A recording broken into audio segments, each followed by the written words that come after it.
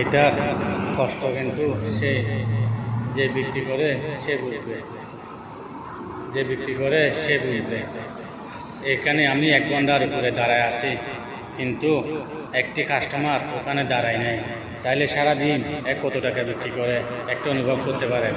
যারা বড় লোক আছে তারা অনেক কিছু করেন।